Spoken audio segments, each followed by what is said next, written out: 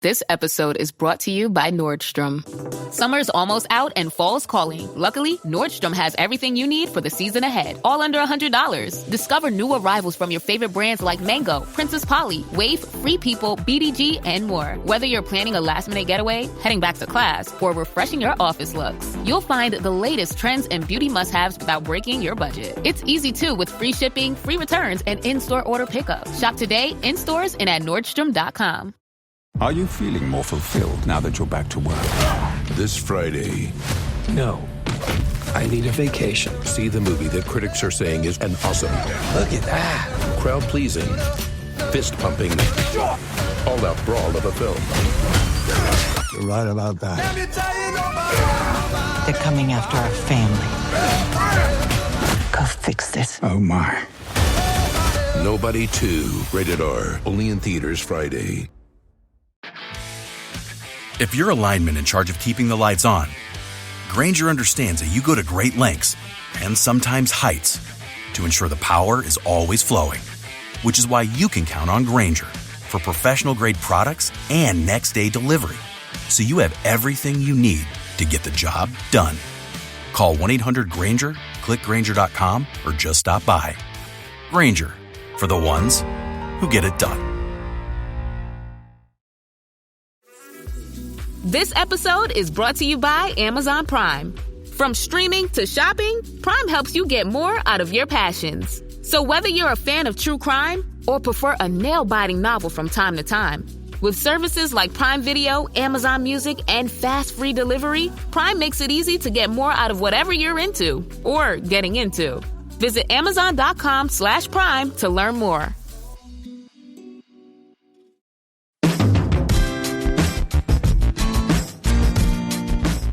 Hi, this is Tony Ruggiero, and you're listening to the Tour Coach Podcast. Just like we've been doing for the last couple of years here on the Tour Coach, I'm going to be bringing you lots of chats, interviews, roundtable discussions on what we do, how we do it, from players to coaches to caddies, students. All of this comes from my travels that are on tour or to Old Palm or from here in Mobile or wherever it is I go around this country or around the world teaching and coaching at the game of golf that I love. So hopefully if you listen, you're going to like what you hear. There's lots and lots of info and content coming your way that I think are going to help all of you understand and play the game even better or coach the game. We've got so many coaches that listen to this Tour Coach podcast. So appreciate all of you that have gone along with me on this journey for the Tour Coach. I didn't necessarily know where I was going with it when I started this when the Dew Sweepers radio show ended on XM Sirius. But I can tell you that it has given me so much freedom and creativity to be able to talk a little more and a little more in depth and bring all of you a behind the scenes, inside the ropes look at what me and my team do and the people that we associate with it and how you can use us as a resource to help you get better at the game of golf. Look, and if you like what you hear on the Tour Coach, also make sure you check out our Pro Work video series, which is available for you on YouTube and my YouTube channel.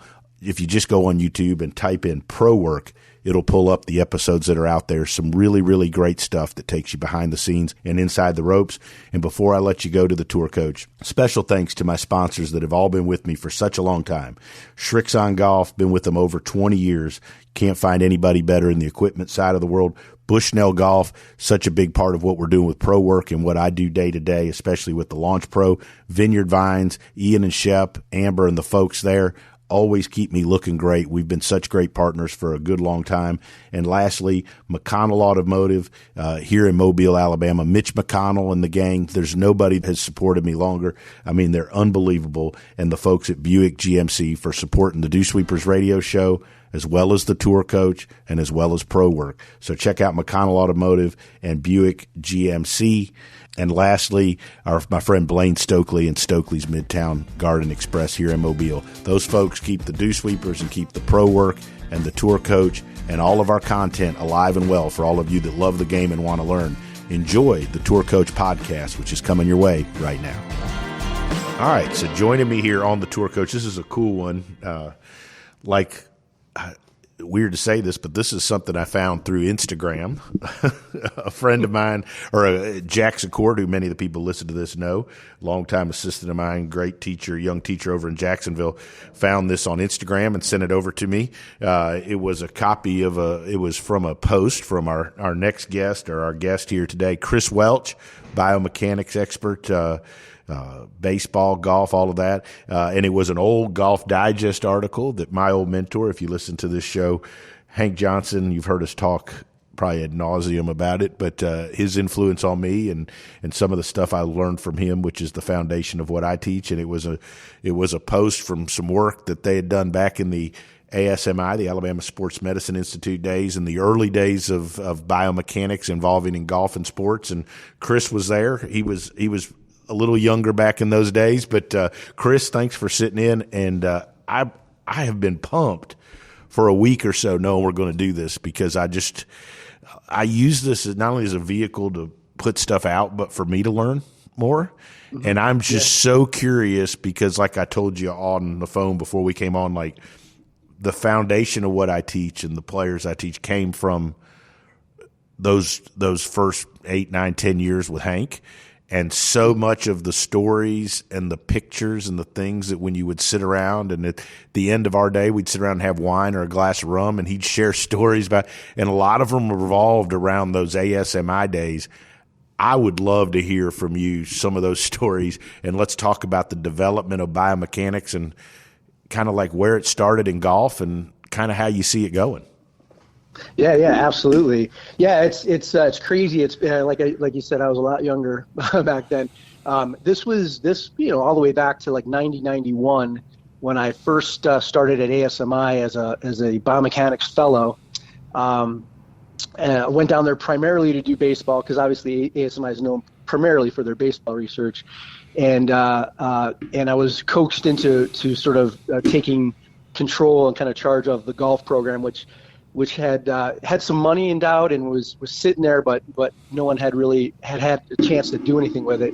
So I got coaxed into doing the golf, and the first person I met was Hank Johnson, and I remember one of the first things he did was he brought in all these, including our golf machine, but he brought in all these golf texts and set them on my desk and said, here, start reading this stuff. So it started a long time ago, and the thing is, I came to it. I mean, I had golfed obviously as an athlete, but it wasn't like my main sport, and I don't consider myself like a golfer per se.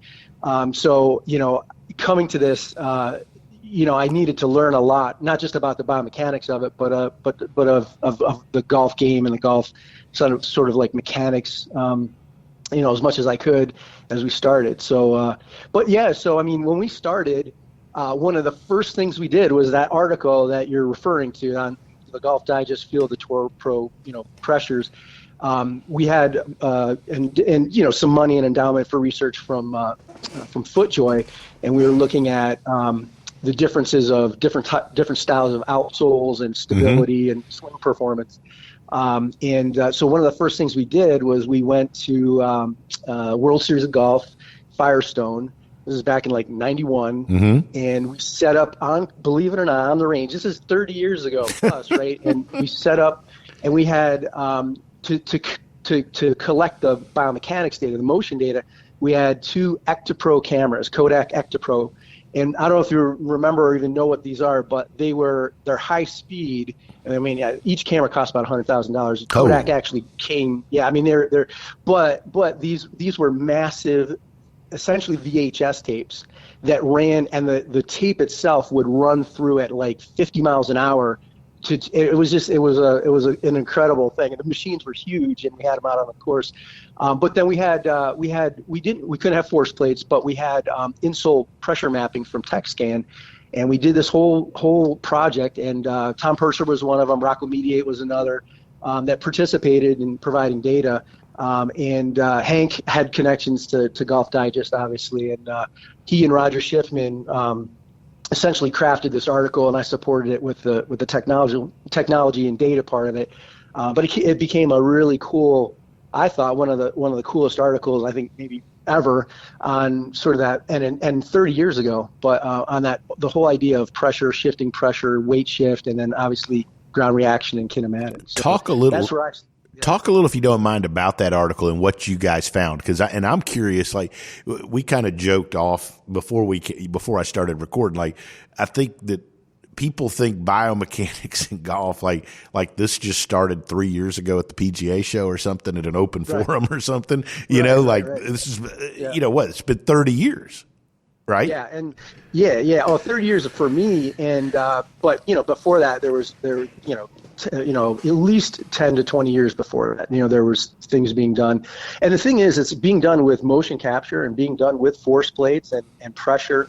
So like you said, I think a lot of people think that this is just the last few years, but it's been going on for quite some time, most of which the early years was in more of a research format. So not, wasn't as exposed to people. They didn't realize it was going on. But so, I mean, I think that the thing about the pressure part is pressure is a gateway to sort of the understanding ground reaction, because you're essentially looking at the pressure that that is being created underneath the feet, and also like the center of pressure tracking, which is a popular thing now.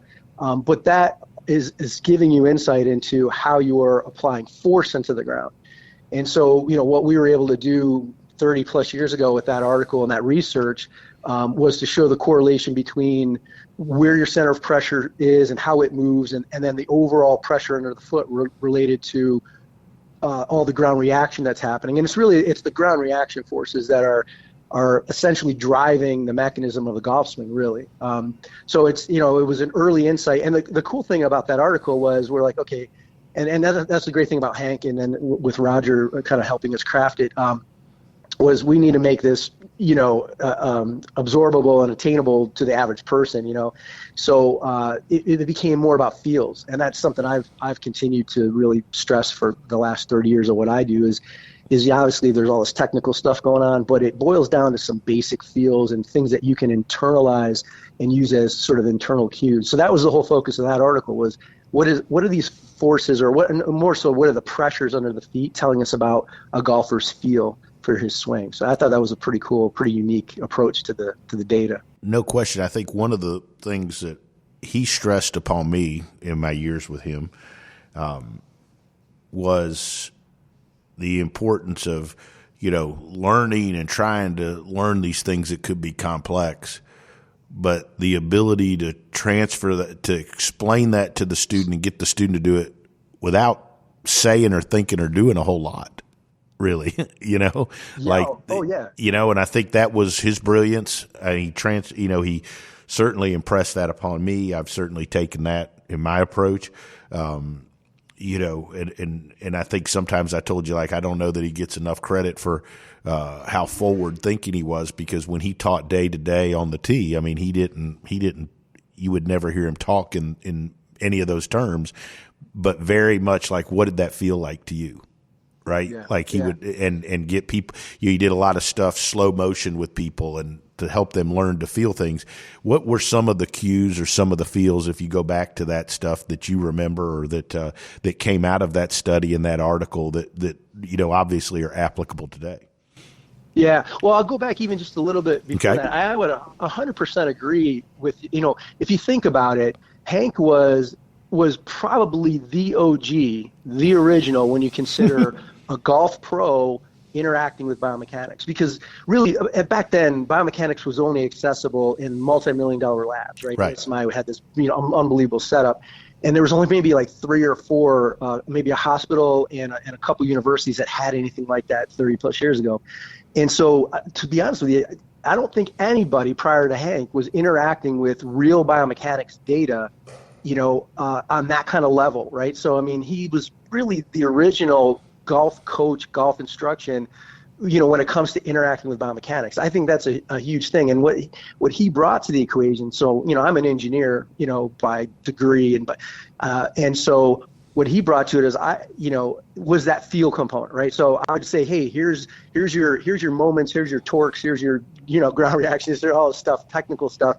And his real talent, in addition to obviously understanding golf and being able to communicate and teach, was to be able to distill pretty complex, technology and pretty complex concepts down to simple things that a golfer at any level could then, bring into their golf swing. And so much of that was feel. And the thing is as I've progressed on in my career, I've gone past just the diagnostic part into the application part from a biomechanics, not a golf coach perspective, but from a biomechanics perspective. And I've based, almost everything I do on feel as well. Obviously there's all this technology and all this information, but it's about feel. And I think early on, a big part of that, because we knew lower body really drives this process, and it's a linkage and sequence from the ground up, was a lot of what he was trying, here's the stuff, here's the technology.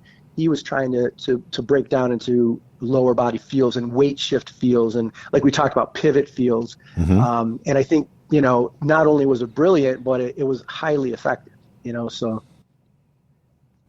Do you remember any of those feels and some of those things? Obviously I wasn't with y'all at that time, wasn't there yet. I'm always just looking for old cues and things that I can learn from the past. I obviously came up under his teaching tree. Do you remember any of some of the unique things, the feels, or some of the things that y'all found at that time that were effective for helping players or students and golfers get better and be able to use the ground, for lack of a better word, or develop their pivot better? Yeah, well, I think the first one is understanding how to load or engage the trail side. How am I really going to – because obviously everything starts with the counter movement with the backswing and loading and preparing to then accelerate and swing in the downswing. So I think one of the key elements was the feel and kind of where you want to feel your weight appropriately in the trail foot when you're actually loading. You don't want it to be either too far forward or too far backward, towards the heel.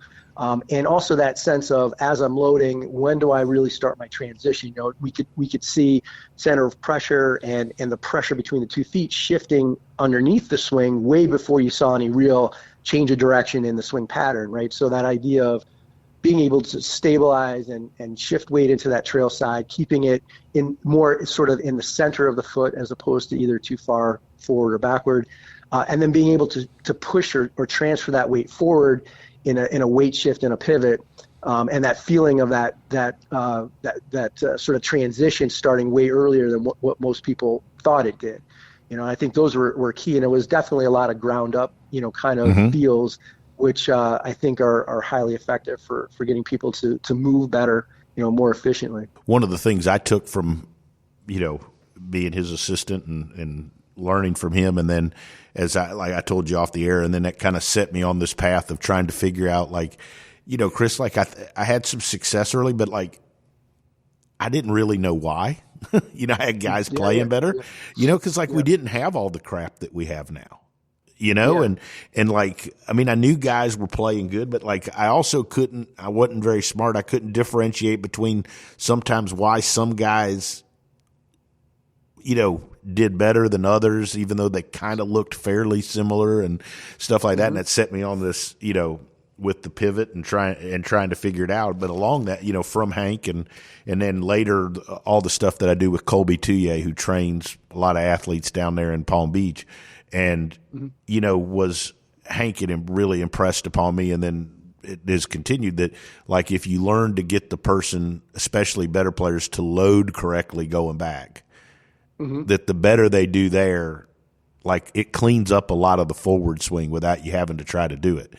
Exactly. Is that something that you see? Am I wrong on that? This, like I said, this is as much for me to learn, but to me, I've always thought, if I can get a player more balanced at address and set up, that comes from my early days, and the better I can do to get them to learn to load correctly, that to me cleans up a lot of the transition and a lot of the stuff out of the top. Is that accurate? Yeah, absolutely. Think about it, when we were doing this all the way back in 90, 91, 92, there was the additional research, or the other research I was talking about had been done, but no one was actually pulling it together. So one of the things that we did way back then was we had pressure data, force plate data, and kinematic data. So we could see literally everything that was going on, where most of the research was just isolated ground reaction or just isolated pressure or whatever. So we were able to see all that. So like you said, we were able to kind of differentiate. And we have, of course, being ASMI in the lab, we had so many of the top players at the time coming through and providing data so we could see what the best of the best LPGA, PGA was doing. And so we're able to see, like you said, what differentiates, what are some of these key elements that maybe we don't see or we're not aware of, and we could break it down. And then, again, this was 30 years ago. And I think what we found is that, just as you said, is you can't control the downswing. You set up the downswing. Downswing happens in less than half of a second. And most of the critical things that are going on are even less than that, right? Fractions of a second. It's not things you can control on the fly. It's things you set up that you allow to happen. And we realized that 30 years ago or more. And I think what you're saying is true. And I think that's the beauty of what Hank was able to do. It was to take all this information and sort of break it down into really simple concepts and really simple coaching approaches. And like you said, if you can initially have impact on the loading and that setup to transition, which are all things that you can kind of more control, right? Because they're not happening in split seconds. You allow yourself to be in position to let everything happen. Now, that doesn't mean that there isn't things that you can't, kind of fine tune mechanically, during the downswing. But like you said, if you're set up correctly and you move in the beginning and at the beginning of transition appropriately, most of those things, the greater scope of things, start to take care of themselves. And we were doing that, like I said, 30 years ago, which is pretty amazing. When you think of it. It's just insane to me. And that's one of the things that I think as I've gotten older, I'm 52 now, like as I look back on things, is like, man, a lot of the stuff, people always say to me like, oh, has your teaching changed with all the stuff you have? And I was like, man, mine kind of really hasn't. Like, I mean, I have more cues and ways to explain stuff now, but like, I think my foundation, and I was just fortunate. I mean, like, that stuff I learned from him was like 30 years ago, but it was pretty damn accurate, Yeah. Oh, yeah. Right? Yeah. Like, it wasn't like one of those, I wasn't teaching some stuff that kind of went out of style, I mean, and I'm just fortunate because of that. Well, you think about it, like, I know this is 30 years ago, but you think about it. So the way ASMI was set up, these fellowship programs, we had biomechanics fellowships, and we had the multi-million-dollar lab with everything you can imagine, and then you had doctoral or postdoc fellowships, right, for sports medicine. And the way that worked was that the postdoc guys would have to create research projects as part of what they were doing, and we would support that and provide information on whatever it was. But in a way, Hank was one of those, right? So Hank could come with questions, and we would do the research, and we'd look at it, and we would have those answers, so to speak, right? Say, oh yeah, look at this. And now there's enough out there that, okay, it's more like adding to the body of knowledge. But back then there was nothing. Like, we were like, oh my God, look at this, and so Hank was lucky enough to have that situation where when he had questions or thoughts about the golf swing, we would just test it out, and then the best part was that his ability and his knowledge to sort of, use that information in a practical way. And like I said, I mean, I learned a ton on everything, but in terms of like transitioning or moving from technical jargon and technical information to something that's digestible, usable, coachable, that was huge. So when you talk about you talked about, discussing getting loaded correctly or making loading the trail side and to prepare, for the transition. What are some of the keys, or like if you said like, hey, these are things that in general, or, like I see, these are commonalities of things that people do that load, correctly or trail. Like, what are there some things that we could throw out there that people can look for? A lot of teachers, obviously, somebody driving around listening to you and I as a golf nerd. I mean, somebody just going to Publix, wanting to listen to an Alabama football probably isn't listening to this, but they're golf nerds, right? So are there some commonalities in there that we could share with people from your research and your experience and so forth? Yeah, absolutely. Yeah, I think one of the things to understand is that ground reaction and pressure, like I said, are indicators. But remember, they're indicators of force, right? So when we talk about weight shift, I think most people think I have to shift my body, shift my center of mass. That's my weight shift. And of course, that is going on, right? But a big part of what you're seeing in terms of pressure shifts and ground reaction application or force application into the ground is really just dynamic force.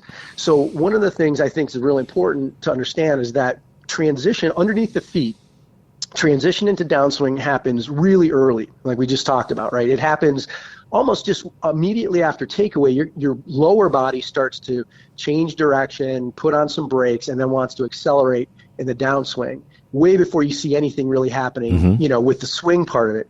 So I think one of the keys is understanding that a strong lateral brace. So if you're overshifting center of mass, where you're trying to shift all your weight over to the right side, or to the trail side, I should say, left. Yeah. But to the trail side, where you're shifting predominantly center of mass, can get you off base and break up your sequence on the downswing. Whereas if you shift, you're going to shift your center of mass a little bit, but if you're bracing and stabilizing against that shift, that's a load, right? I think some people think loading means I have to push all my weight over to my trail side and kind of hang out over there, and that's a load. And same thing, it's people in baseball think the same thing. But if you're sort of shifting the center of mass against a stable, sort of braced trail side, and you're absorbing that energy, that's loading, and it's way more dynamic than static, So I think that's the key, is being dynamic with your lower body, dynamic early in the swing, way earlier than most people think. A lot of people wait to the very end of their backswing to start to want to engage, and then it's too late and you're out of sequence already. So I think one of the keys is being dynamic with the lower body, being active, bracing, and being stable to accept that force and that energy, and not just kind of move and hang out over there.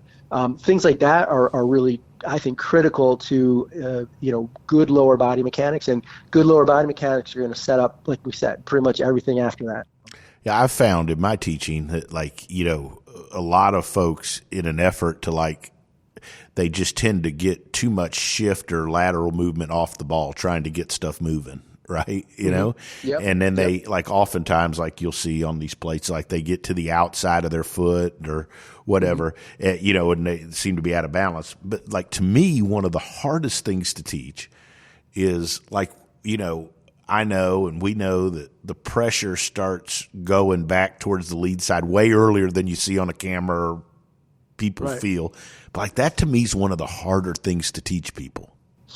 Yeah, well, you think about it in a baseball swing, for example, same thing's happening, but it's a little bit easier because you're either striding or you're tending to lift that front foot up. And so you engage that forward center pressure shift, or that forward weight, quote unquote weight shift, force shift, a lot easier and a lot sooner, just naturally. In golf, typically you're not, lifting your foot, striding.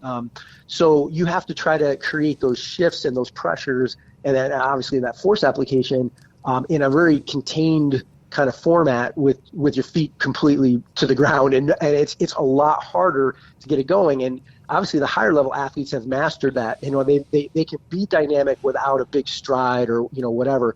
But when you're a higher handicap or you're a novice coming to golf, it's a lot harder to figure out, how do I get these shifts going when I'm not as dynamic? I'm not striding or taking that step. So I think it is a hard thing to teach, and it is a hard thing to master. But I think one of the ways I think is in coaching and training for golf is to always make it about dynamics, not so much about positions. I think, like you said, people want to shift, and I think it becomes more positional. Whereas if they think about just their change of direction, the dynamics, being athletic like any other sport, it's a lot easier to teach that. But you're right. I mean, that's probably the most critical thing, and probably the hardest thing to teach at the same time. The best success, or where I've, the easiest way, I guess, to say it, I've had to translate it to players, but especially recreational golfers that may not always be the greatest athletes. Right? Sure. Is through other things, like throwing a soccer ball, turning and winding into your trail side and then tossing it to me in front of them and filming it and showing them, or using a resistance band and throwing punches and stuff like that. 'Cause, and then showing them, to me, that's been the easiest way to get people to like fix transition and and loading and stuff in particular. What are your thoughts about that type of stuff?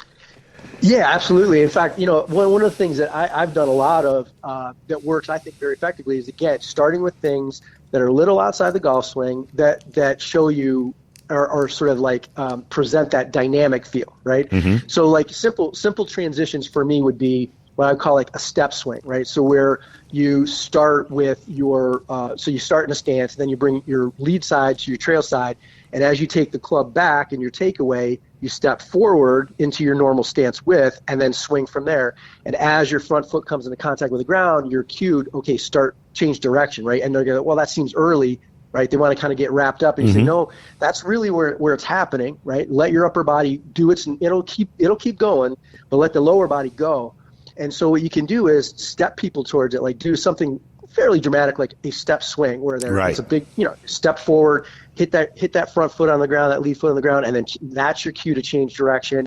And then go to something like just a little, almost like a baseball swing, like a little lift and put it down. And then go to a dynamic, say, like we call them like momentum swings or start forward swings. So rather than starting at address, you start the club out in front of you, like pointing towards the target, and bring it back with a little extra speed, a little extra momentum.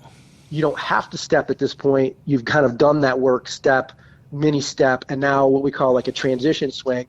And it gives you that feel of, okay, that extra momentum, it feels more athletic, and you'll see them want to press their lower body forward and start that lower body sooner.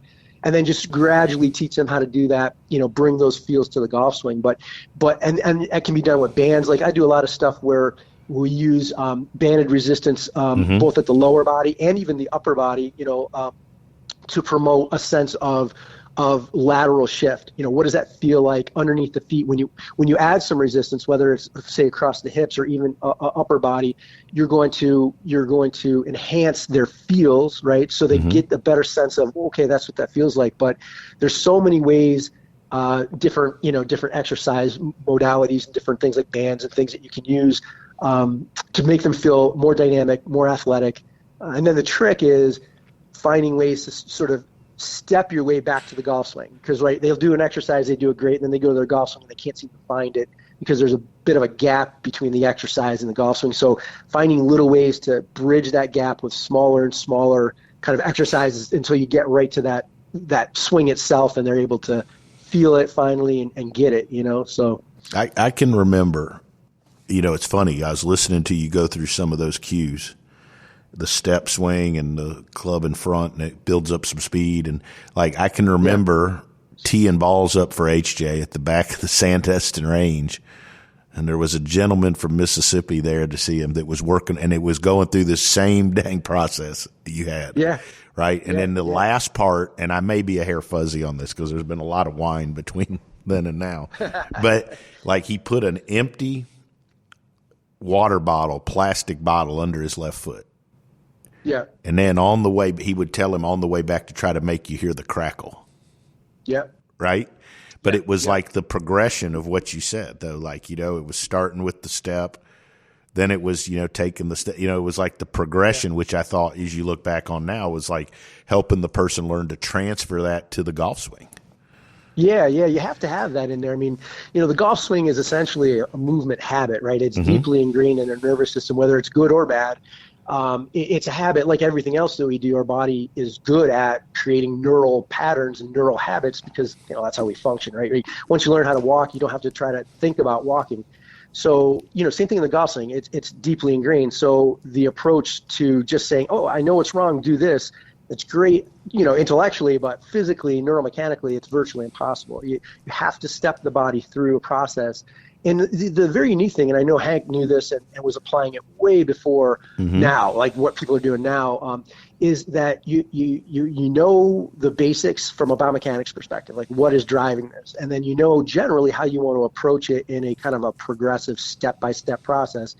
But every athlete's different, and every athlete perceives what you're telling them and perceives those exercises differently. So you have to, one size does not fit all, right? The approach is the same, but how you fine tune it to that each individual is where you're going to get your your real results, right, athlete to athlete, it's not just, oh, here's my approach, it's either works or doesn't. You take, here's my approach, but I refine it to each athlete. And I think Hank was doing that 30 years ago. I think golf coaching now is finally starting to appreciate not only the biomechanics of it, but the sort of the motor skill acquisition part of it. And that's a big part of coaching, is not just knowing golf, but knowing how to teach and how the body absorbs information and changes pattern, so. And as we kind of wrap it up, like I go back to those early days, and, he was so big on helping people. He would always talk about to me and to the students, but he would sit at the end and he'd say, like, hey, if this guy goes full speed with the club, he's going to keep doing. I remember him we were sitting there having a rum drink, and he said, if this guy goes full speed with the club with the ball, he's going to be doing the same shit he's always done. That's what he said. Absolutely. Right? Yeah. And he'd say, because the performance part of his brain, that's how he takes over, and it just does what you know how to do. Right? Exactly. He says, so he was like, look, he would always say the fastest way to get him to change would be to do slow motion stuff in a mirror with no ball. And he says, he's probably not going to want to do that. So if we can get him to go crazy slow with the ball, where he turns off worried about the performance, we got a chance to change his movement. And I look at that, and then I transfer that to where I am now. And so much of my training has evolved into teaching people movement patterns using bands or balls, different things without the club and ball.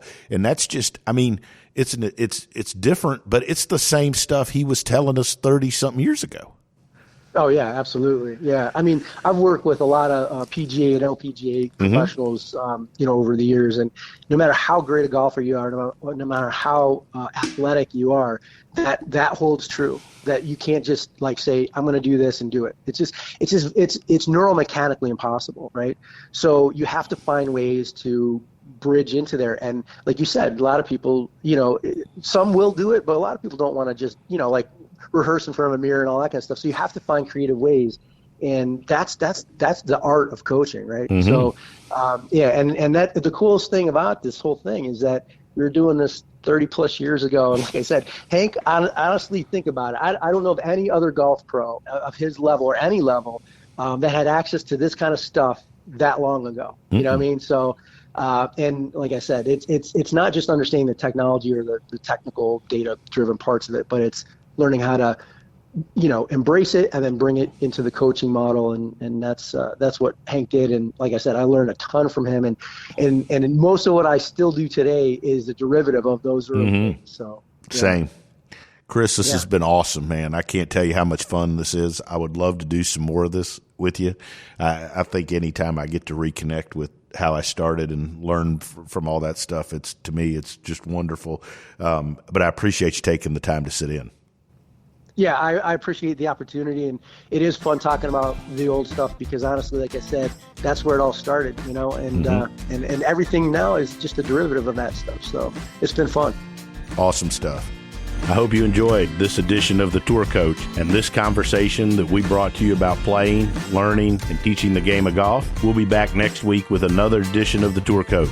In between now and next week, make sure you follow us on our social channels. You can always find me at The Dew Sweeper on Instagram, or go to our YouTube page where you'll see a scene and a video from my teachings daily on our YouTube channel. You can find that by looking up Tony Ruggiero and the Dew Sweepers on YouTube.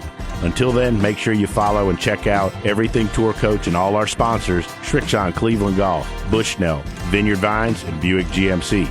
I'll be back next week to help all of us appreciate, learn, and enjoy the game of golf.